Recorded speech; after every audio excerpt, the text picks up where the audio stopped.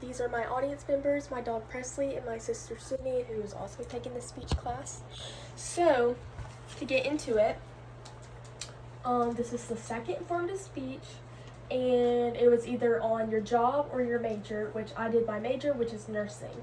So, something I found intriguing, valuable, and interesting about nursing was how in a Times Magazine article, it mentioned how Americans trust nurses over doctors, which honestly makes sense because nurses do seem more consoling and comforting and caring, and they seem to if it's a bedside nurse, the patient, all they have to do is ring a little button and the bedside nurse will be there in any second, whereas a doctor mainly provide the news, which obviously if you're in a hospital, the news is never great news. So I feel like that's why Americans view nurses a little more trustworthy over doctors. With this, women comprise 90% of global nursing and midwife work.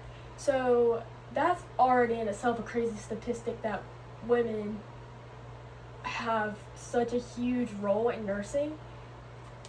And what it means specifically by midwife work is think about labor delivery nurses or NICU, which is for babies. So obviously anything around the mother and the child. But here's the real kicker, for me at least. Only 25% have authority when it comes to leading. So some leading jobs include editorial boards, professional appointments, or executive platforms. So it's crazy how women can have such a huge role in nursing and be the more abundant percentage, yet only 25% of them don't have a voice, which is crazy that 10% of the men in nursing have 75% more of a voice than women. So that's crazy when you start comparing it like that.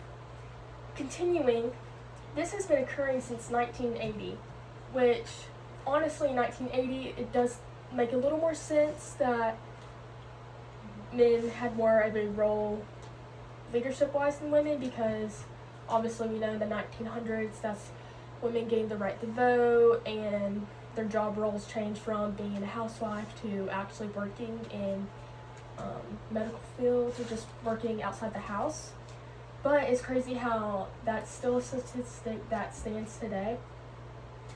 So some words that were used to describe nursing was assertiveness, decisiveness, and agency. And to me, when I think of those words, that doesn't really cross my mind as a feminine trait to describe nursing. Like I said earlier, I see it more consoling and comforting, caring. So these words were actually masculine leadership traits, which goes back to my first point I made. So the reason this is important is because World Health Organization, which has all the major hospital, private practices, physical therapy, occupational therapy, all of that, said health systems function better when the women who manage them have an equal say in their design and delivery. So that is a really, really needed statement, because obviously if I were, or when I become an RN, which is a registered nurse, that would automatically give me a huge confidence boost. And I can only imagine how it made the women feel who read the article to use their voice more instead of their voice being used by a male, which, not that that's an issue, but I feel like it should be equal. And if you have something to say, then you should say it directly, and it shouldn't be said through another person. So with this, women in nursing perform all the behind-the-scenes work, while men occupy positions determining how nursing is led, measured, and published, which obviously is still an issue. And you're probably thinking, wow, how can we shift these gender norms to make it more balanced? So only the gender transformative action can change the structure that created it. So when you first hear the statement, it's a little confusing. So basically what the statement is saying is the men who use their voice to first become the leadership over nursing will have to be the same men who change the normal to women and like alongside with women and keep things balanced. So basically it takes a man in nursing or a group of men to change that, which obviously if you have power and control, it's really easy to maintain that authority.